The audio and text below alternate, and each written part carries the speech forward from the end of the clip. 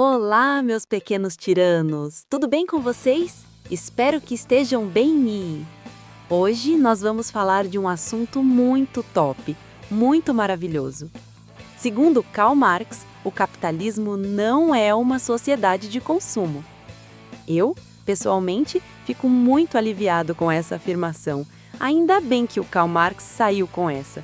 Agora eu não preciso mais ficar com a consciência pesada se algum dia eu resolver comprar um V8 diesel turbo que faz 4 km por litro. Se você não acredita em mim, aqui embaixo na descrição está o link do vídeo do marxista explicando toda essa teoria. Mas aqui nós vamos ficar apenas com um pequeno trechinho para você ver essa delícia por conta própria. Então o capitalismo é a primeira sociedade na história humana que não é uma sociedade do consumo, que é uma sociedade da troca. E de acordo com esse camarada, para Karl Marx, o consumo até seria algo aceitável e lógico. Afinal, as pessoas consomem porque querem melhorar de vida. Então, se você quer comprar um iPhone novo, isso não é fetichismo, não é adoração ao capital. Você quer comprar um iPhone novo porque ele é melhor que o antigo, porque ele te oferece mais qualidade, mais eficiência, mais conforto. E nada mais natural do que as pessoas terem desejos e anseios de possuir algo que ela ainda não possui e que ao possuir vai permitir fazer coisas que ela não fazia antes. E, de acordo com esse sujeito, o capitalismo teria subvertido a lógica natural do ser humano, porque, segundo ele, o homem deixou de desejar coisas úteis, como uma casa, um carro, uma boa roupa, uma boa comida, e passou a desejar algo inútil, algo abstrato, o dinheiro. Ou seja, na cabeça desse camarada, o ser humano não trabalha mais para conquistar conforto, segurança ou qualidade de vida, mas simplesmente para acumular papel colorido, como se o dinheiro em si fosse o objetivo final da existência. E as pessoas passam a valorizar não o consumo, não a satisfação das suas necessidades, dos seus desejos, do seu anseio, não o que é natural, aquilo que é perceptível, que possui qualidades, que é útil, mas ela passa a reger todos os seus interesses por uma coisa abstrata, que não é diretamente útil, numérica, calculável, quantitativa, que é o dinheiro. Pois é, eu sei. Nesse momento, você deve estar pensando assim: eu contei essa teoria do Karl Marx para o meu filho de 6 anos e ele me respondeu: mas, papai, quando você acorda todo dia às 5 da manhã para trabalhar, pega metrô lotado e chega cansado em casa, o seu objetivo é empilhar um monte de dinheiro num canto igual um fetichista maluco? Ou será que é comprar uma casa, um carro, pagar a internet, a energia, o ar-condicionado? Enfim, consumir para viver melhor. Bem, primeiramente, eu quero parabenizar o seu filho de 6 anos. E será que existe um jeito da gente verificar isso na prática? Deixa eu pensar. E se a gente olhasse para o capital das famílias? Vamos pegar os Estados Unidos como exemplo. Será que a maior parte do capital das famílias está alocada em uma pilha de dólares num canto escuro e frio? Ou será que está investida em casas, carros, móveis, eletrodomésticos e bens de consumo duráveis? E mais, será que a quantia de dinheiro que elas realmente poupam representa a maior parte do patrimônio ou apenas uma pequena fração? Vamos dar uma olhadinha nesses dados? De acordo com o Pew Research Center, em 2021, entre as famílias americanas que possuem casa própria, quase metade de todo o patrimônio delas vinha justamente do valor da casa onde moram, depois de descontadas as dívidas. Em números, isso representava cerca de 45% do patrimônio líquido médio dessas famílias. E entre as famílias negras e hispânicas, que também são donas de suas casas, essa porcentagem era ainda maior, entre 63% e 66%. Ou seja, para a maioria das famílias que têm algum patrimônio, a maior parte está na casa onde vivem, um bem de uso diário, e não em dinheiro guardado no banco. O próprio Banco Central americano mostra que em 2022, o valor médio dos bens das famílias que possuíam algum tipo de ativo era de cerca de 332.600 dólares. Mas o relatório deixa claro que para as famílias de classe média, a principal parte desse patrimônio está na casa própria.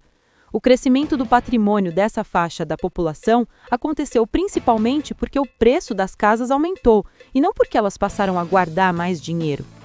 Em outras palavras, não é dinheiro parado, mas sim bens físicos, como moradias, que formam a maior parte da riqueza dessas famílias. Esse mesmo padrão aparece quando olhamos por geração. Um estudo do Federal Reserve de St. Louis mostra que os ativos não financeiros, como casa, carro, pequenos negócios e imóveis, valem muito mais do que os ativos financeiros, como dinheiro em conta, ações e investimentos para gerações mais novas e de meia idade. Por exemplo, entre pessoas da geração X, quando tinham por volta de 30 anos, o valor médio dos bens físicos era de aproximadamente $158.500, enquanto o valor dos ativos financeiros era de apenas $42.700. Isso confirma que a maior parte do patrimônio das famílias não está guardada como dinheiro, mas sim investida em bens que são úteis no dia a dia, principalmente na moradia. Vale ressaltar que, mesmo quando as famílias juntam um pouco de dinheiro, isso nada mais é do que uma reserva para emergências ou momentos de necessidade. Ou seja, elas não estão acumulando dinheiro por fetiche ou por acumular, mas sim para poder consumir coisas úteis mais tarde, quando for preciso. Em outras palavras, guardar dinheiro hoje é o equivalente moderno de estocar mantimentos no passado. Antes, as famílias guardavam grãos, carne seca, óleo, queijo ou combustível para se proteger de tempos difíceis. Hoje, como vivemos em cidades e dependemos de uma economia complexa, guardamos dinheiro. Afinal, convenhamos, encher o apartamento de sacos de grãos, carne seca e galões de combustível não seria uma boa ideia. O dinheiro é apenas uma forma mais prática e segura de guardar o mesmo tipo de reserva, que mais cedo ou mais tarde será usada para consumir bens reais e necessários. Se tem uma coisa que os marxistas não gostam, que lhes causa aversão, quase alergia, são dados, pois dados não cabem dentro da teoria marxista. Mas, como eu não gosto apenas de derrotar meus inimigos, não, eu gosto de humilhar. Então, vamos continuar com alguns dados aqui. O primeiro dado é o seguinte: só no Halloween de 2024, os americanos gastaram algo em torno de 11 bilhões de dólares. Isso mesmo, 11 bilhões, em um monte de porcarias que não passam de puro consumismo. É consumo por tesão, meu amigo.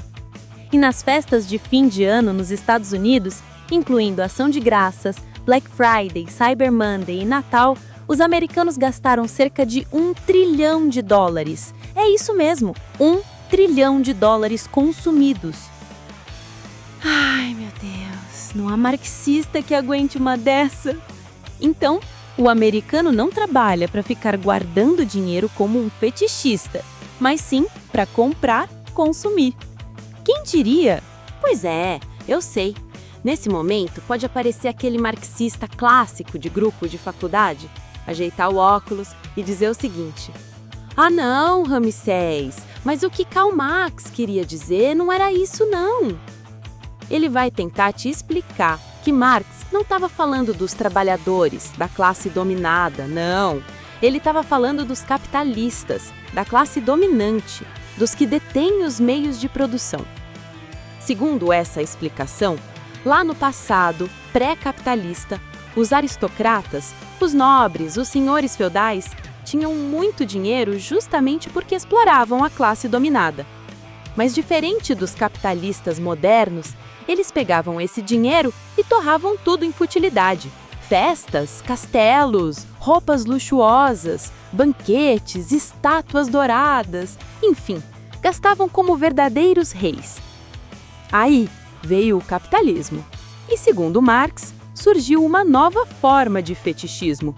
Os grandes capitalistas não gastam com luxo, não consomem o fruto do seu lucro como antes. Eles desenvolveram um tipo de tesão pelo acúmulo, um fetiche pelo capital. Ou seja, o sujeito agora não quer viver melhor, não quer aproveitar a vida. Ele quer reinvestir, reinvestir e reinvestir, como um viciado que nunca tem o suficiente. Tudo para poder dizer: olha, eu tenho mais capital, eu tenho mais capital, eu tenho mais capital. E esse comportamento, de acordo com Marx, seria a prova do fetichismo do capital. O desejo do homem não mais por coisas úteis, mas por acumular capital, pelo simples prazer de acumular. Mas aí, meu amiguinho, presta bem atenção no que eu vou te dizer agora. O sistema capitalista, e principalmente o liberal, aquele que respeita a livre concorrência, é o único sistema da história da humanidade em que existe mobilidade social de verdade. E o que é isso? É simples. Significa que um bilionário pode acabar pobre e um pobre pode se tornar bilionário. Parece absurdo? Pois é, mas acontece o tempo todo. Tudo o que precisa é de uma coisinha chamada mercado, esse mecanismo maravilhoso que recompensa quem serve melhor à sociedade. Se um bilionário deixar de atender às necessidades dos consumidores, se o produto dele fica ultrapassado, se ele parar de inovar, o público abandona ele. E pronto, ele quebra, desaparece do mapa.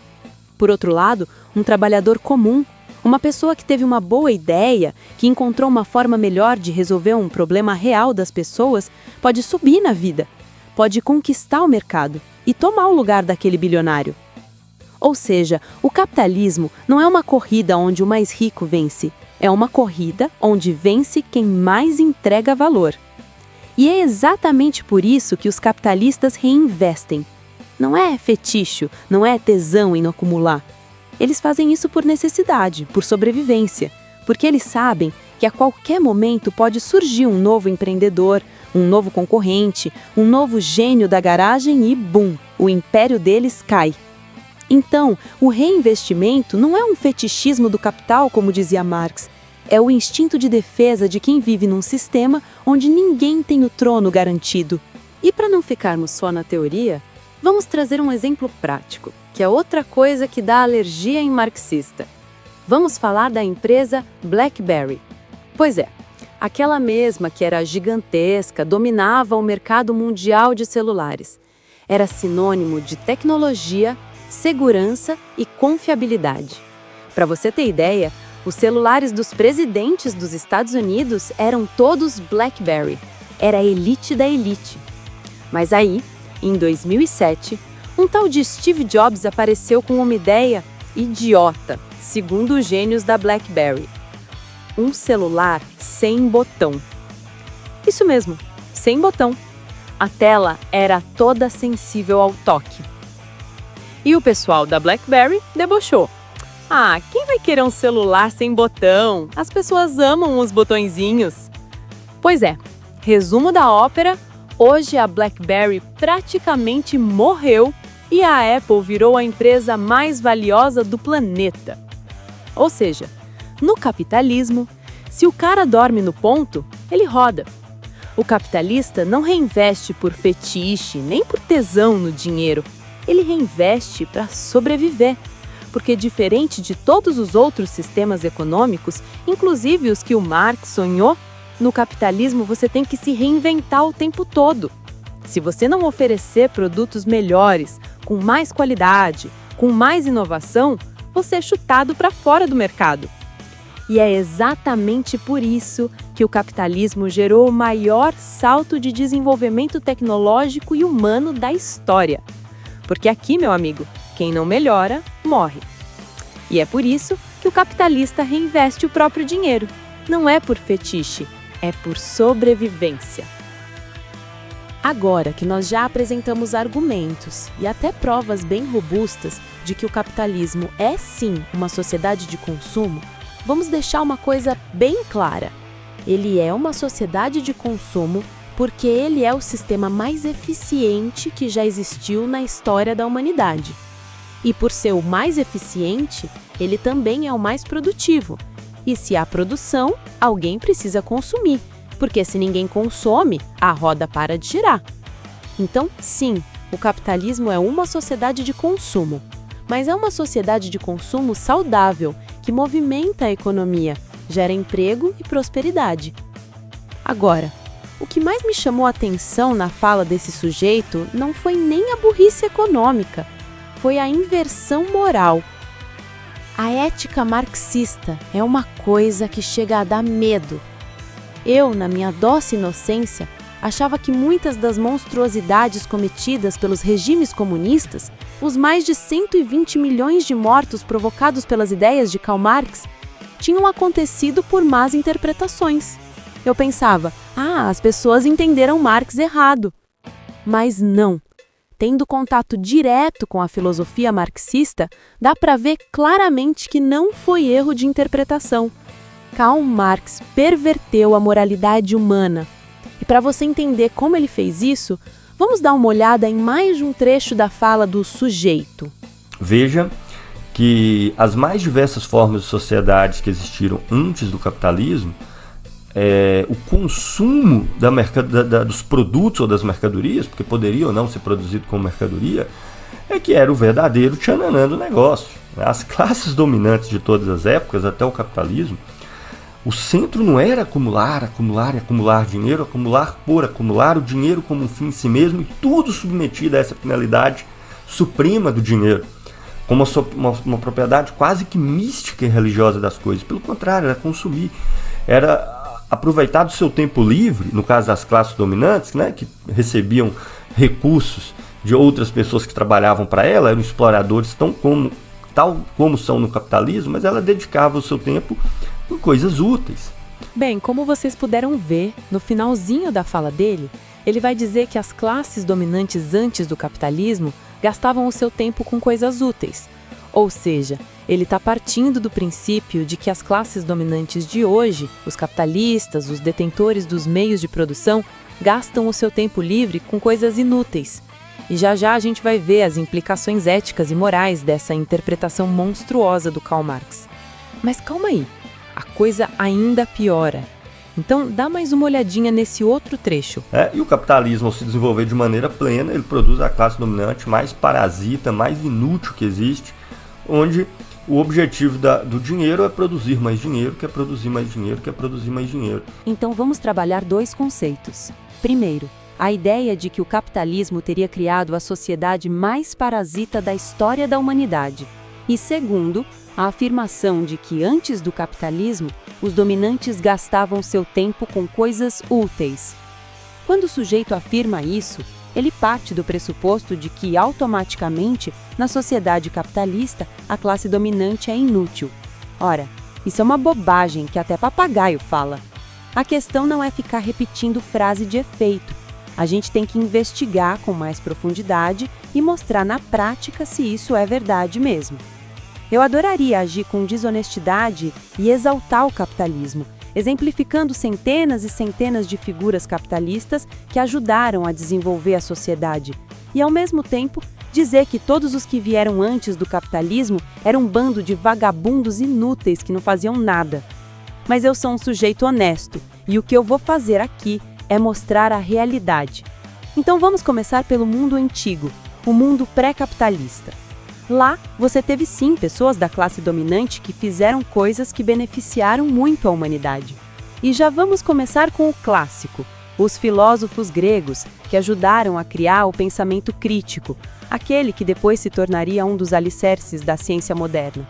Depois deles, ainda podemos citar outros grandes nomes, como Leonardo da Vinci, Nicolau Copérnico, Galileu Galilei e Isaac Newton. Aí você pode até me dizer, olha só, tá vendo como antes do capitalismo a classe dominante não ficava querendo juntar dinheiro, mas sim passava o tempo livre ajudando a desenvolver a humanidade? Pois é, né? Mas não só de coisas boas vivia a sociedade antiga. E nós podemos citar vários exemplos de pessoas da classe dominante do mundo antigo que dedicavam seu tempo a fazer coisas horrorosas, monstruosas, coisas que, nos dias de hoje, faltariam adjetivos para classificar.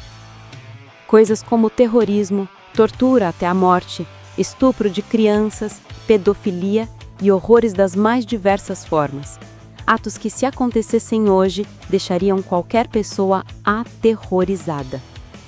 E é claro, vamos trazer aqui alguns exemplos. Calígula, imperador romano, mandava torturar e matar pessoas apenas para se divertir. Ele violentava as esposas de senadores e até suas próprias irmãs, promovendo banquetes de degradação.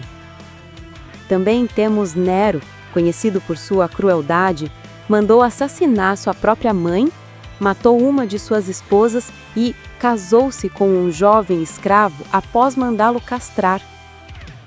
Por fim, temos Tibério, conhecido por manter crianças em cativeiro e obrigá-las a participar de atos sexuais. E no mundo moderno, pré-capitalista, também temos bons exemplos. Como o de Pelotas, do Rio Grande do Sul, onde duas meninas escravizadas, Cristina e Joaquina, foram brutalmente torturadas por sua senhora. Espancamentos, queimaduras e castigos que ultrapassavam qualquer limite de humanidade, o que acabou acarretando na morte de uma delas. Temos também o caso de Madame Delphine Lalaurie, de Nova Orleans, que ficou famosa por torturar seus escravizados dentro da própria mansão, com relatos de mutilações e sofrimentos inimagináveis. Então, será que tudo que a classe dominante fazia antes do capitalismo era bom e útil?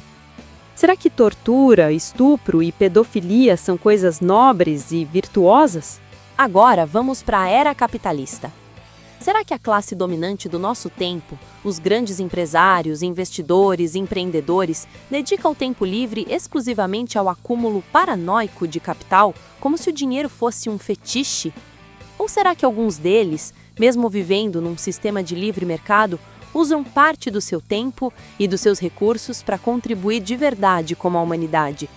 Porque sim, é verdade, eles ganham dinheiro com isso, mas ganhar dinheiro não anula o fato de que estão melhorando a vida das pessoas. A grande diferença do capitalismo é justamente essa. A pessoa pode enriquecer fazendo bem, criando, inovando, gerando emprego, resolvendo problemas reais.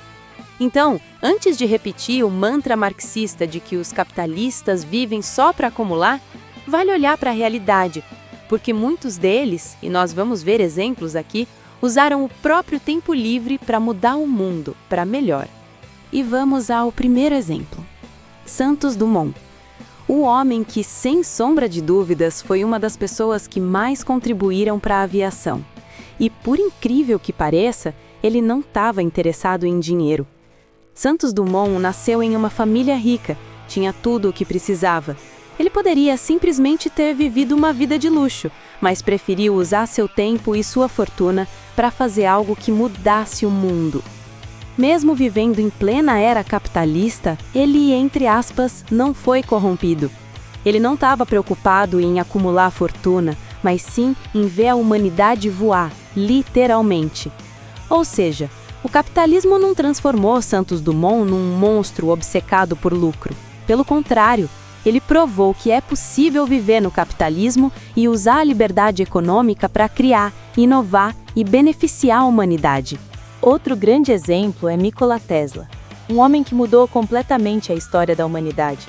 Foi ele quem desenvolveu a tecnologia da corrente alternada, a base de praticamente toda a distribuição de energia elétrica no mundo moderno.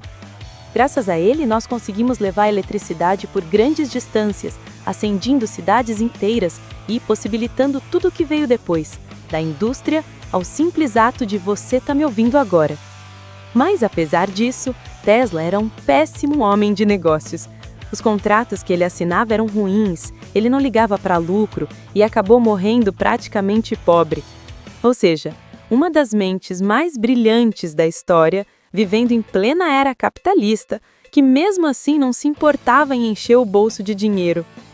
Tesla não buscava fortuna, ele buscava conhecimento, progresso e transformação. Outro exemplo famoso é o cinto de 3 pontos, desenvolvido pela Volvo. Na época, a empresa poderia muito bem patentear a invenção e ganhar bilhões com isso. Mas não. O que eles fizeram foi o exato oposto.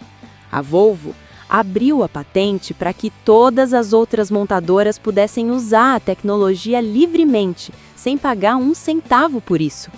E o resultado? Essa decisão salvou literalmente milhões de vidas ao redor do mundo. O cinto de 3 pontos é infinitamente mais seguro do que o antigo cinto de 2 pontos e se tornou obrigatório em praticamente todos os veículos modernos. Ou seja, em plena era capitalista, uma empresa decidiu abrir mão do lucro para preservar vidas humanas. E isso, convenhamos, Não combina muito com o fetiche do dinheiro que Marx tanto falava, né? Mas vamos parar de falar de nobreza no mundo capitalista. Nada disso. Vamos falar de gente que queria encher o bolso de dinheiro, ficar milionário, ficar bilionário. Vamos falar de Henry Ford. Ele criou o famoso Ford Modelo T e começou a ganhar dinheiro. Mas tinha uma coisa que incomodava profundamente o Ford. Ele sonhava em ver cada americano com um carro na garagem, livre da neve, da chuva e da poeira das estradas. E para isso, ele perdeu algumas noites de sono e acabou mudando o mundo. Ford criou aquilo que revolucionou não só a indústria automobilística, mas toda a produção mundial, a linha de montagem. Para você ter ideia da eficiência dessa invenção, o preço de um Ford T caiu de $850 em 1908 para $260 em 1925.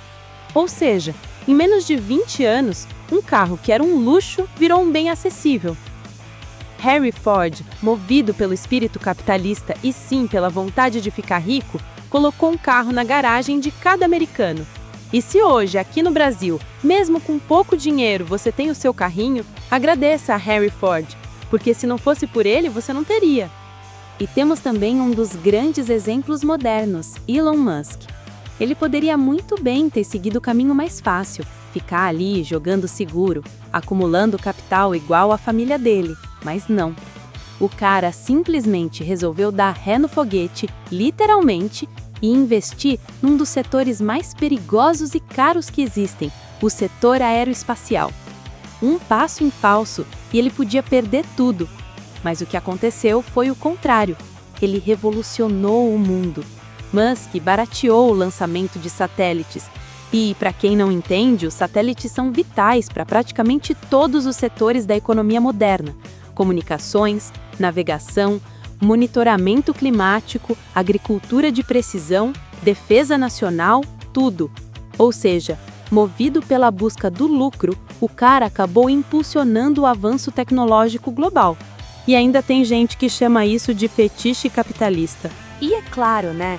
Como eu não sou marxista e não acredito em utopias, eu sei que o capitalismo tem sim os seus problemas. Afinal, os seres humanos cometem erros.